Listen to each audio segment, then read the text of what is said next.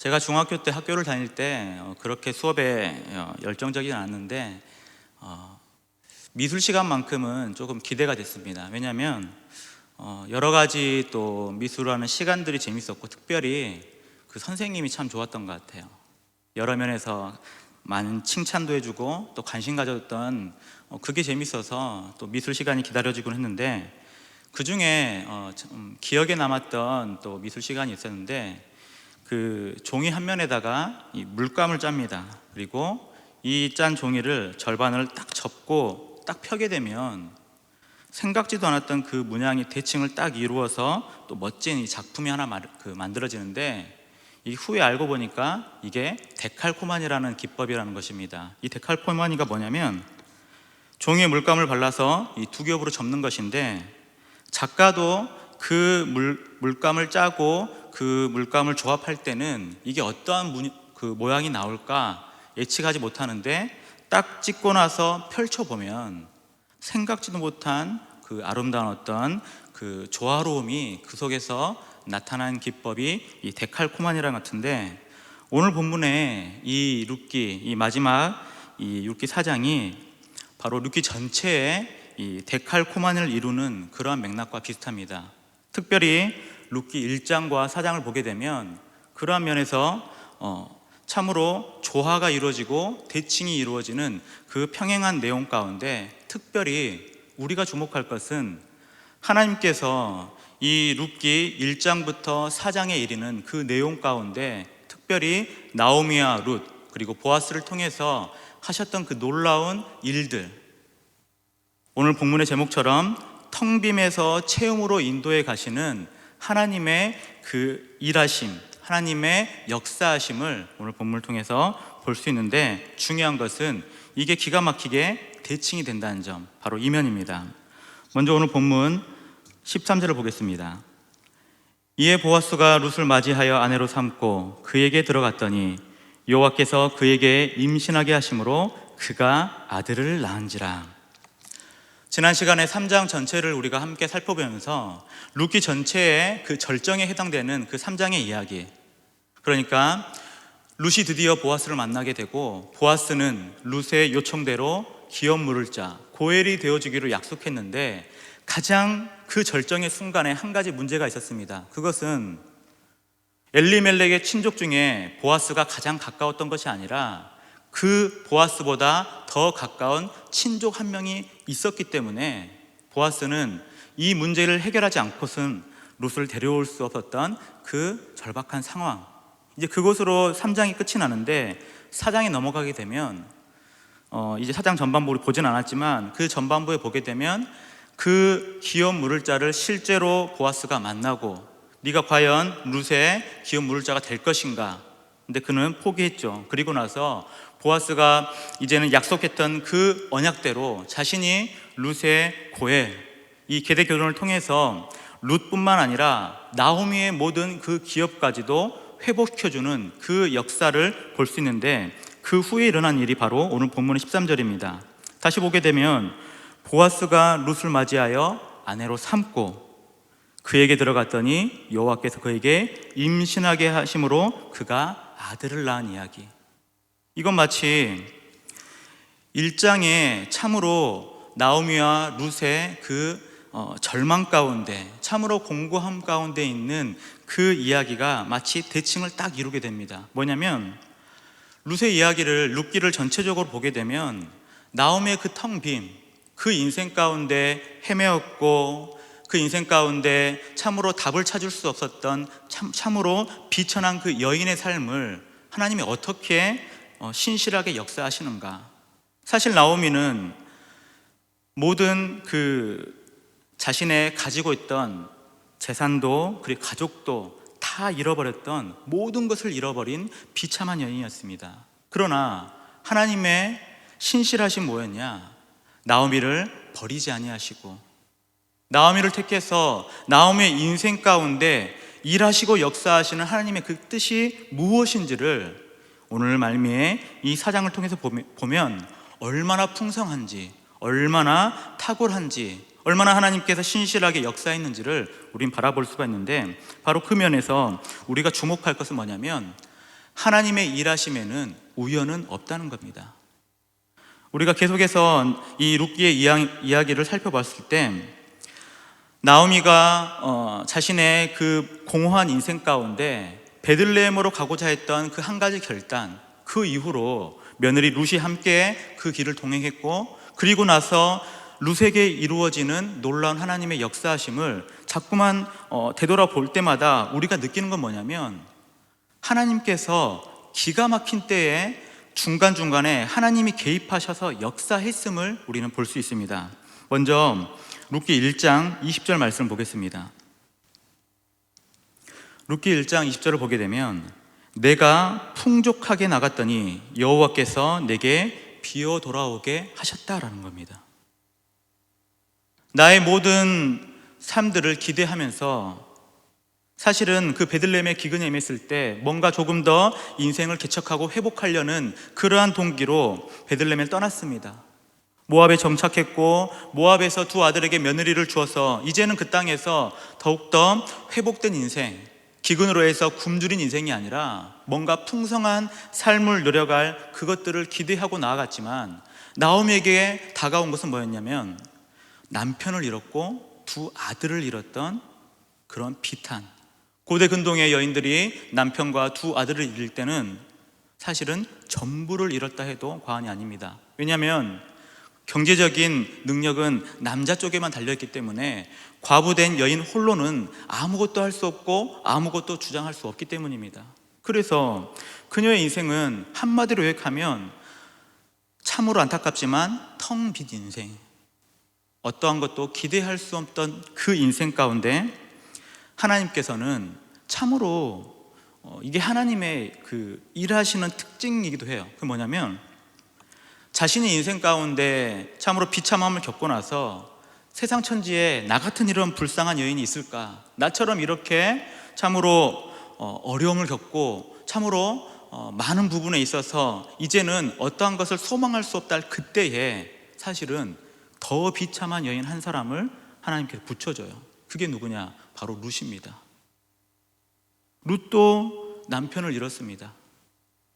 결혼한 지 모압 땅에서 10년이 되었지만 그녀도 자녀가 없어요.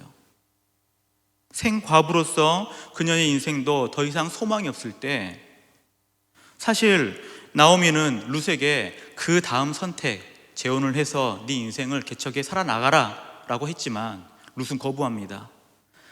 어머니의 하나님이 나의 하나님이 될 것입니다. 나는 어머니를 따라 베들레헴으로 갈 것입니다. 그렇게 고백하고 베들레헴에 왔지만 정작 베들레헴의 현실은 뭐냐? 베들레헴은 유대 민족이 강하게 결속된 혈통 중심의 사회였기 때문에 이방인이 거기에 낄 자리는 없습니다. 나오미는 같은 친족이고 민족이었기 때문에 환호하고 환대해서 나오미 네가 왔느냐라고 환영해 줬지만, 사실 그 현장에 함께했던 룻에게는 아무도 관심을 갖지 않았어요. 오히려 두 여인을 비교해보면 어찌 보면 나오미보다 사실은 룻이 더 비참해요. 나오미는 어느 정도 그 인생을 살아가고 노년기에 있었기 때문에 사실 이제는 인생의 그 황혼의 무렵에 있기 때문에 그렇게 좀 살다가 가면 될 텐데, 룻은 아니란 말이에요. 아직 뭔가 해볼 만한 기회도 있고 젊습니다. 그럼에도 불구하고 어머니를 사랑하는 그 마음 가운데 따라왔을 때는 모든 것이 포기되었고, 심지어 그곳은 룻의 입장에서는 이방 땅이었어요. 근데 하나님은 자기보다 더 상황이 열악한 룻을 나오미에게 붙여주면서 오히려 나오미를 위로하게 했고, 오히려 그 속에서 하나님의 역사하심, 신실하게 일하시고 개입하셔서 그 인생의 문제를 풀어 헤치는 하나님의 인도하심을 보여줬습니다. 그게 뭐냐면 이제 베들레헴에 돌아온 나오미와 룻, 그리고 그들이 할 수 있는 것이라고는 추수 때 남의 밭에 가서 구걸하여서 일정량의 그 곡식 이삭, 그것을 주어서 연명하는, 바로 그것이 유일한 소망이었는데 이제 그 이삭 죽기를 하러 룻이 나아갑니다. 그런데 놀랍게도 룻기 2장 3절에 보면 이렇게 하나님 말씀합니다. 보게 되면, 룻이 가서 베는 자를 따라 밭에서 이삭을 줍는데 우연히 엘리멜렉의 친족 보아스에게 속한 밭에 이르렀다라고 해요. 사실 이때까지 이 룻기 2장을 보게 되면 룻은 보아스와 직접 대면하기 전까지, 그리고 나옴에게 보아스가 누군지를 알기 전까지는 전혀 보아스에 대해서 어떠한 정보도 없었고, 그리고 사실은 알고 있지도 않습니다. 그런데 여기 보게 되면 우연히 엘리멜렉의 친족 보아스에게 속한 밭에서 이삭을 주어요. 근데 더 놀라운 것은 룻기 2장 4절입니다. 2장 4절을 보게 되면 바로 거기에 마침 보아스가 베들레헴으로부터 와서 베는 자들에게 이르되, 무슨 말이에요? 지금 룻이 그 보아스 밭에서 그 이삭을 이제는 얼마를 좀 줍고 있는데, 거기에 우연히 또 마침 그 보아스가 그 밭에 임했다. 거기서 룻과 보아스가 만나게 된 이 일. 근데 여기서 보게 되면 첫 번째는 우연이라 표현했고, 두 번째는 마침이라 표현했는데, 이게 이 룻기 전체에 하나님께서 개입하시는 그러한 하나님의 역사하심을 표현할 때 이 마침이라는 이 히브리어 단어를 보면 히네라고 하는데, 보라 이겁니다. 보라. 이것은 하나님께서 특별히 나오미 그리고 특별히 룻을 향하여서 하나님이 개입한 일이라는 거예요. 우연이라고 생각했지만 우연이 아니다. 그 수많은 밭에서 룻이 일하고 있는 그 한 밭, 거기서 보아스가 그 밭에 거해서 룻을 만난다는 것, 그것은 우연이 아니라는 것. 그리고 이후에 이 동일한 표현이 3장 8절에 타작마당에서 보아스가 룻을 발견할 때도 이 표현이 쓰이고, 또한 오늘 보진 않았지만 4장 1절에 기업 물을 자를 보아스가 간절히 찾고 있을 때도 우연히 만났다고 표현하지만 우연히가 아니라 하나님의 개입하심으로 만난 하나님의 놀라운 섭리. 그래서 우리는 인생을 살아가면서 우리가 우연처럼 여겨지는 여러 가지 일들이 반복될 때 우리는 그것을 우연이라 끝내지 않습니다. 믿는 사람들에게는 그것이 바로 하나님의 섭리라고 고백하는 겁니다. 이 룻기의 이야기 가운데 가장 주목할 첫 번째가 바로 이 하나님의 섭리입니다. 망했다고 생각한 인생 가운데 하나님은 그대로 버려두지 않고 하나님이 개입하시고 하나님이 역사하셔서 그 인생을 회복해가는 하나님의 섭리가, 우리는 우연이라고 느껴지지만 우연이 아니다. 우리는 우연으로 치부할 수 있지만 결코 우연이 아니라 그 우연이 반복되면서 이것은 하나님의 섭리, 마침내 하나님의 일하심을 우리 룻기를 이 말미에 정확하게 볼 수 있는 것입니다. 바로 그러한 면에서 이제 아들을 낳고 일어나는 일들이 14절, 15절, 16절에 나오게 되는데, 여기를 보게 되면 자, 14절 먼저 보겠습니다. 여인들이 나옴에게 이르되 찬송할지로다. 여호와께서 오늘 내게 기업 물을 자가 없게 하지 아니하셨도다. 이 아이의 이름이 이스라엘 중에 유명하게 되기를 원하노라. 참 특이한 것은 이제 더 이상 나오미, 룻, 보아스는 더 이상 어떠한 대화도 하지 않고 이제 어떠한 언급되는 것이 없고, 오직 이 후반부에는 이 아이 한 사람에게 주목이 돼요. 그런데 여기를 잘 보게 되면 여인들이 나옴에게 이르되 찬송할지로다. 여호와께서 오늘 내게 기업 물을 자가 없게 하지 아니하셨도다. 바꿔 말하면 하나님을 찬양합니다. 나오미의 인생 가운데, 나오미의 그 텅 빈 인생 가운데 이제는 하나님께서 그녀의 인생을 책임져 주시고 그녀의 인생을 책임질 고엘, 즉 기업 물을 자를 붙여주셔서 실제로 이제는 그 자녀를 생산했습니다. 자녀가 태어났습니다. 이것을 찬양합니다라는 거예요. 생각해 보건대 룻도 그렇고 나오미도 그렇고 이 자녀를 얻기까지 참으로 많은 아픔과 어려움들이 그녀들의 인생에 계속 반복됐을 거예요. 사실 여기서 보게 되면 단 한 줄로 룻을 아내로 맞아 보아스가 그에게 들어갔을 때 바로 잉태하여서 아들을 낳지만, 사실 그 룻기 1장을 보게 되면 룻도 여러 해 동안 불임으로 고생하던 여인이에요. 결혼한 지 10년이 되었지만 아이가 없었고 결국에는 남편이 죽었습니다. 심지어 보아스는 그 당시에 추정하건대 나이가 좀 더 원숙하게 많은 자였어요. 룻을 부를 때 내 딸아라고 부를 정도로 어느 정도의 나이의 그 갭 차이가 있었던 남자. 그러니 늙은 남자와 불임 여성이 함께 만나서 결혼했는데 어떠한 기간도 더 거치지 않고 결혼한 이후에 곧 잉태하여 아들을 낳았던 이야기. 이런 걸 볼 때 우리는 이것 또한 우연이 아니라 하나님께서 개입하셔서 역사하신 일. 왜냐하면 13절에 이렇게 다시 한번 고백합니다. 보게 되면 후반절에 이에 보아스가 룻을 맞이하여 아내로 삼고 그들에게 들어갔더니, 보아스를 통해서 임신했다고 하지 않고 13절 후반절에 여호와께서 그에게 임신하게 하심으로 아들을 낳았다라고 해요. 우리는 우리의 인생을 우리의 힘과 능력으로 풀어가고 노력하면 뭔가를 성취하고 얻는 것처럼 보이지만, 사실 하나님이 허락하지 않고 하나님께서 베풀어 주지 않는다면 우리가 누릴 수 있는 건 사실 이 땅 가운데 아무것도 없습니다. 우리가 누리는 그 모든 것, 우리의 재능, 우리의 가진 물질, 우리의 가족, 내 모든 삶의 모든 형편들, 환경들이 사실은 다 하나님께서 허락하신 하나님의 은혜라는 사실입니다. 아이를 얻는 것, 이것 또한 사실은 너무나 우리가 고백할 수밖에 없는 이유가 뭐냐면, 아이는 하나님의 선물이고 하나님이 주시지 않으면 결코 얻을 수가 없어요. 성경에 보게 되면 수많은 믿음의 선진들이 아이를 얻지 못해 고생합니다. 그러나 그 말미에 하나님께서 역사하신 뭐냐?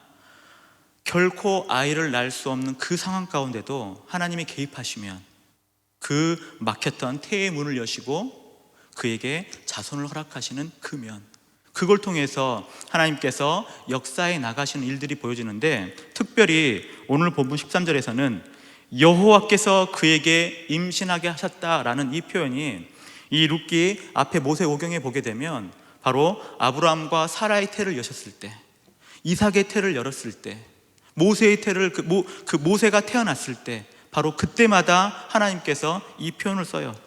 여호와께서 그에게 임신하게 하셨다. 인간의 어떠한 역량이 아니라 이것은 하나님의 일로, 하나님께서 행하신 일들로 이러한 일들이 계속 이루어졌다. 바로 그런 면에서 오늘 본문은 그 여인들이, 주변의 여인들이 찬송하는 거예요. 왜냐?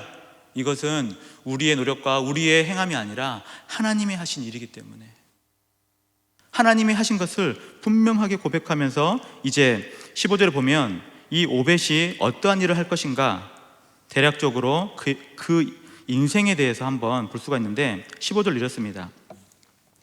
15절을 보게 되면 이는 내 생명의 회복자이며 내 노년의 봉양자라. 곧 너를 사랑하며 7 아들보다 귀한 내 며느리가 낳은 자, 그가 바로 오벳인데, 이 오벳이란 뜻 자체가 섬기는 자 혹은 경배하는 자라는데, 여기 보게 되면 내 생명의 회복자, 내 노년의 봉양자, 오벳을 통하여서 이제 나오미의 인생이 완전히 회복됐음을, 오벳을 통하여서 더 이상 비천의 텅 빈 인생이 아니라 이제는 완전하게 하나님의 은혜로 채움받은 바로 놀라운 그 은혜를 경험한 나오미의 인생으로 완전히 변화되었음을 우리는 볼 수가 있습니다.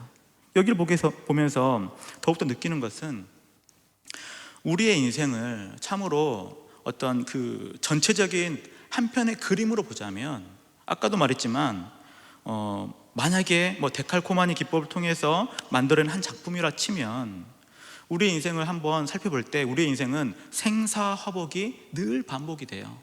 때로는 삶의 탄생을 누리기도 하고, 때로는 죽기도 하고, 때로는 은혜의 복이 있기도 하고, 때로는 슬픈 일, 억울한 일, 때로는 많은 공경에 처할 여러 가지 일들이 있지만, 사실 어떤 면에서는 우리가 정말로 나쁜 것이 정말 우리에게 나쁜 것인가, 좋은 것이 정말 우리에게 좋은 것인가 확신할 수가 없어요. 작년 12월 24일에 그 뉴스 하나가 떴는데, 어떤 뉴스였냐면 로또 복권 1등에 당첨된 그 이야기인데, 안타까운 소식이었어요. 뭐냐면 로또 1등에 당첨됐는데, 문제는 뭐냐면 당첨된 이후로 남편과 부인이 자꾸 그 다툼이 잦았어요. 끊임없이 싸우고 끊임없이 싸우고, 돈이 더 생겨서 풍성한 뭔가를 누리는 것이 아니라 돈 때문에 갈등이 생기고, 그러다가 말다툼이 한참 심해졌을 때 결국에 아내가 남편을 살해하게 돼요. 참으로 우리가 볼 때는 이 로또 1등이면 참으로 큰 액수가 당첨이 되었을 것이고, 삶의 모든 형편을 이제 주름지지 않고 뭔가 조금 풀려나갈 만한 귀한 돈을 얻는 건데, 그럼에도 불구하고 그 결말은 오히려 비극으로 끝났다는 면, 이걸 보면서 느끼는 건 뭐냐면, 성경의 인물들을 볼 때도 동일한 건데, 우리의 인생에 참 많은 고난들이 닥쳐옵니다. 근데 그 이유는 사실 잘 몰라요. 성경에서 대답해 주지 않고, 심지어 하나님도 고난 가운데는 어떤 면에서는 침묵을 해요. 욥이 그랬고, 심지어 예수님도 십자가상에서 고통 중에 부르짖습니다. 엘리 엘리 라마 사박다니, 나의 하나님 나의 하나님 어찌하여 나를 버리셨나이까.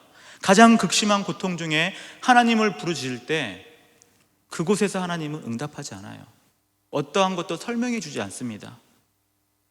욥이 모든 것을 잃고 자녀를 잃고 모든 재산을 잃고 온몸에 문둥병에 걸려서 왜 내게 이런 고난이 찾아왔을까? 많은 친구들과 함께 이것을 토론하지만 답을 찾지 못해요. 심지어 막판에는 하나님께 나아가지만 하나님이 그 고난에 대해서는 정작 말해주지 않습니다. 그러나 하나님께서 하시는 일은 뭐냐면, 그 고난 자체를 설명하기보다는 그 고난을 뛰어넘는 하나님의 섭리가 무엇인지를 가르쳐주는 면이 있어요. 이게 뭐냐면, 다시 룻기로 돌아와서 나오미의 인생, 참으로 처절하게 망해버린 인생입니다.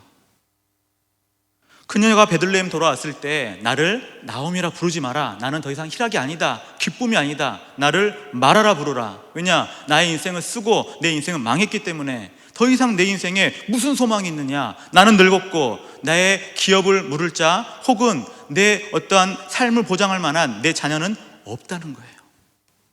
그렇게 완전히 망했는데 오히려 하나님의 일하신 뭐였냐면, 그 속에 하나님께서는 그녀를 버리지 않고 붙드시는 그 은혜, 택하신 그 은혜로 말미암아 나오미의 인생을 그대로 버려두는 것이 아니라 조금씩 조금씩 개입하셔서 회복해가는 은혜를 보여주시면, 이것이 우리 모든 믿는 자들에게도 동일하게 반복되는 것 같아요. 때로는 좋은 일도 생기고 어떠한 성취하는 면도 있고, 많은 것을 또한 돈을 많이 벌기도 하고 높은 자리에 오르기도 하고, 그런데 또 한편으로는 슬픈 일을 당하기도 하죠.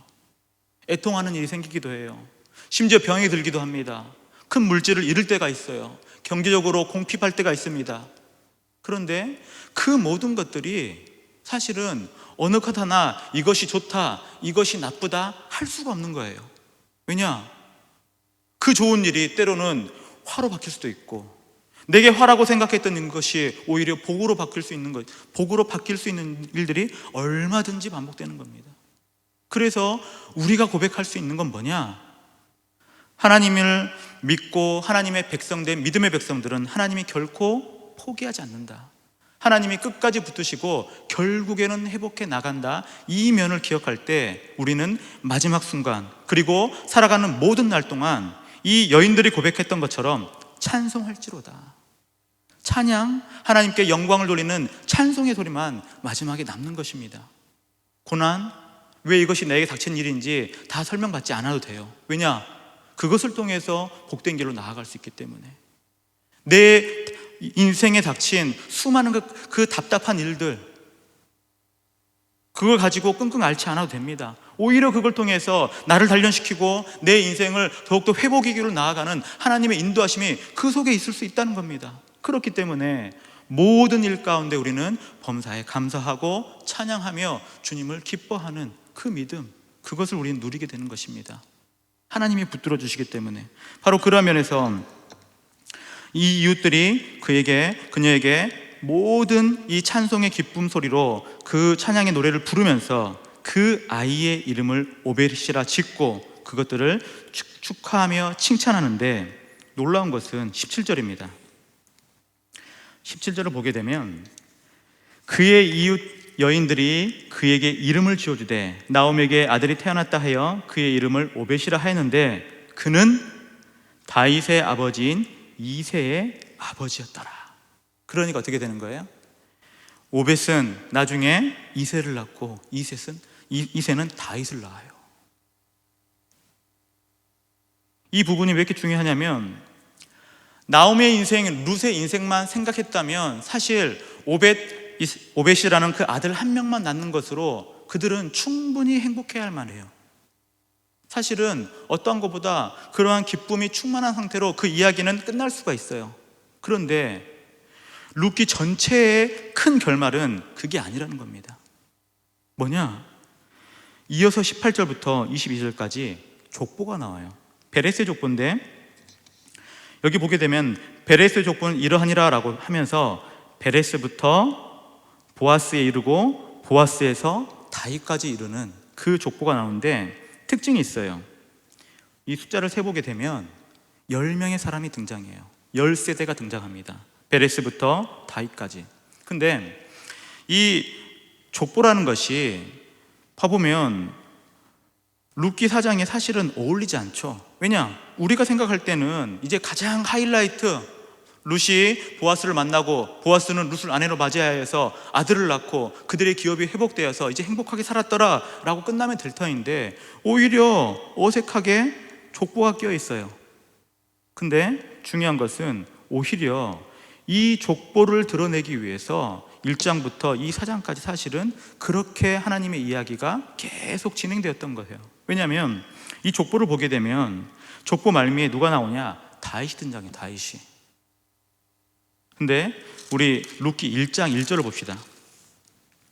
룻기 1장 1절을 보게 되면 이 룻기의 그 시대적인 배경이 나와요. 근데 그 배경이 뭐냐? 사사들이 치리하던 시대예요. 이 사사 시대는 한마디로 요약하면 그때 이스라엘에게 왕이 없으므로 각각 자신의 소견대로 옳은 대로 행하여 자신의 타락한 그 본성대로 죄를 반복해 질 수밖에 없었던 비참한 시대가 바로 이 사사시대입니다. 근데 이 사사시대를 살아가는 나오미와 룻, 그리고 그들의 망해버린 인생을 책임지시고 회복시킬 뿐만 아니라 오히려 하나님은 더 원대한 큰 그림을 그리고 있었는데 그게 뭐냐? 사사시대 전체를 타락해버린 그 무너진 그 시대 전체를 하나님은 회복하기 위해서 어쩌면 보잘것없고 어쩌면 아무도 기억하지 못할 나오미와 룻, 심지어 룻은 이방 여인이에요. 그런데 그 작고 가녀린 여인을 통해서 하나님의 놀라운 구원 계획을 살피시는데 그 구원 계획이 바로 다윗 왕의 계보를 이룰 자로 이 룻을 세우신 겁니다. 바로 여기서 우리는 놀라운 사실을 알 수 있어요. 룻기 전체를 정말로 하나님의 은혜 가운데 전체를 보자면 하나님은 단순히 룻 한 사람을, 나오미 한 사람을 위해서 하나님께서 은혜를 베푸신 것이 아니라 그 한 사람의 인생을 통하여서도 얼마든지 이스라엘 전체를 회복시킬 만한 놀라운 하나님의 은혜의 섭리가 바로 여기 있다. 하나님의 개입하심이 우린 직접적으로 볼 수는 없지만 하나님은 여전히 살아계시고 여전히 이곳 가운데 함께 하셔서 놀랍게 이 이스라엘 전체 민족을, 인류 전체에 어쩌면 하나님께서 이 모든 인류를 위하여서 구원 계획을 하나님께서 미리 보여주신 면이 바로 오늘 본문의 룻기입니다. 그래서 이 베레스의 계보는 너무나 중요하고 이 계보는 참으로 의미가 있어요. 이 보게 되면 10대로 이루어지죠. 근데 이 계보의 그 똑같은 구조가 어디 나오냐면 창세기 5장에 그 노아의 계보에서 나와요. 아담부터 노아의 계보. 아담부터 셋, 에노스, 게난, 마할랄렐, 야렛, 에노, 무드셀라, 라멕, 노아로 이어지는 그 계보도 딱 10대예요. 10대. 그리고 창세기 11장에 보게 되면 아브라함 계보가 나오는데 셈부터 아브라함까지 이 계보가 또한 계속 나옵니다. 근데 역시 동일하게 10세대. 셈, 아르박삭, 셀라, 에벨, 벨렉, 루, 스루, 나홀, 데라, 아브라함. 공통점이 뭐냐면 의도적으로 하나님께서 이 계보를 통해서 보여주고 싶은 것이 있어요. 그게 뭐냐면 어떠한 시대이든 간에 하나님께서는 하나님의 택한 믿음의 백성들을 굽어 살피시고 하나님께서 놀라운 은혜로 섭리해 나가신다. 바로 그것이 계보를 통해서 알 수 있고, 계보의 말미에 끝에 있는 그 10대의 사람들은 가장 중요한 역할들을 한다 이거예요. 오늘 베레스의 계보의 그 마지막, 다윗은 이스라엘의 역대 최고의 왕으로 등극합니다. 창세기에 나오는 그 아담의 계보의 말미에 노아는 홍수 심판 가운데, 그 심판 가운데 은혜를 받고 새로운 세대를 이끌어갈, 새로운 시작을 알리는 그 하나님의 언약으로서 이 노아의 계보가 이어지고, 또한 창세기 11장에 아브라함은 바로 선민 이스라엘을 예비하신 하나님의 초석이 여기 담겨 있는 거예요. 그러므로 이 계보들을 이어지면서 오늘 특별히 이 룻기의 계보는 다윗을 낳고 이제 이 계보가 어디로 이어지냐? 마태복음 1장에 이어지는 거예요. 마태복음 1장 17절 보겠습니다. 마태복음 1장 17절을 보게 되면, 그런즉 모든 대수가 아브라함부터 다윗까지 14대요 다윗부터 바벨론으로 사로잡혀 갈 때까지 14대요 바벨론으로 사로잡힌 간 후부터 그리스도까지 14대더라. 모든 사람을 다 기록에 넣지는 않았습니다. 그러나 의도적으로 14대라는 그러한 규칙을 두고 정밀하게 하나님께서 오묘하게 섭리하는 과정, 다윗부터 이어지는 그 바벨론 시대, 그리고 포로 시대 이후로 이어지는 그 예수님까지의 그 계보를 보면서 결국에 하나님께서는 이 인류 역사 가운데 모든 택하신 백성들을 다 굽어 살피시고, 하나님은 그 예수 그리스도를 통하여서 우리 인생들의 모든 진정한 고엘, 기업 물을 자가 바로 예수님이라는 사실, 그를 통하여서 모든 텅 빈 인생들이 체험을 받고 회복이 되고, 이젠 더 이상 방황하거나 낙심하거나 좌절하여 인생을 슬퍼하는 애가를 부르는 것이 아니라 오히려 기쁨의 찬송을 부를 만한 그 이유, 그 이름을 바로 예수님을 통해서 하나님께서 이루신 것입니다. 우리는 이걸 바라보는 거예요. 그러므로 우리가 이 땅을 살아갈 때 참으로 수많은 어려운 일이 반복됩니다. 남에게 다 말하지 못할 그런 수많은 인생의 쓴 잔들을 계속 이어갈 때가 있어요. 특별히 코로나로 인하여서 많은 부분에 있어서 경제적으로 어려운 분들,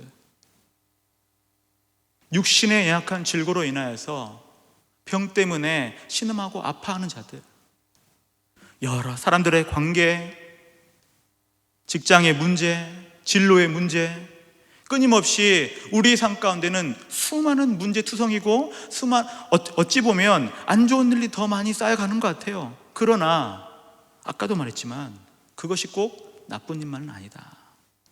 오히려 마지막에 그것을 모든 인생의 그러한 일들을 마치 어떤 데칼코마니의 그 작품 하나 만들자면 여러 물건들이 있을 거 아니에요. 때로는 좋은 일도 있을 것이고, 때로는 내가 성취했던 일들, 때로는 아파했던 일들, 여러 인생의 문제의 일들을 다 짜놓고 마지막에 그것을 딱 찍어서 펼쳐보면 그 마지막 때에 우리가 보게 되는 것, 아, 하나님이 여기까지 나를 인도하셨구나, 지금까지 살아계셔서 여전히 동일하게 신실하게 나를 인도해 가시는구나, 그것을 바라보게 된다는 겁니다. 우린 이것을 신뢰해요. 그러므로 우리는 이 땅 가운데 아무리 나쁜 상황들이 반복될지라도 실망하거나 좌절하지 않습니다. 특별히 믿음의 백성들은 하나님을 더욱더 신뢰하고 의지하면서 하나님께서 택하신 믿음의 백성, 결코 핍절치 않고 하나님께서 인도해 가신다, 그것을 신뢰하면서 우리가 고백하는 또 귀한 하나님의 은혜의 말씀이 있는데, 로마서 8장 28절입니다. 로마서 8장 28절을 보게 되면, 우리가 알거니와 하나님을 사랑하는 자 곧 그의 뜻대로 부르심을 입은 자들에게는 모든 것이 합력하여 선을 이루게 됐다. 우린 이걸 신뢰합니다. 우리의 인생의 그 모든 것을 하나님께서 합력하여 선을 이루시는 것, 마침내 모든 것들을 승리로 바꾸시고 모든 인생의 텅 빔을 체험으로 채워주시는, 가득 넘치게 역사하시는 그 하나님의 은혜, 바로 하나님의 약속의 말씀에 달려있고 그 말씀을 붙드는 믿음의 백성의 그 믿음의 발자취에 바로 이것이 달려 있는 것입니다. 우리 모든 사랑하는 성도 여러분, 바로 이러한 면에서 참으로 어려운 한 해를 버텨냈고 또 이제 새로운 한 해를 시작합니다.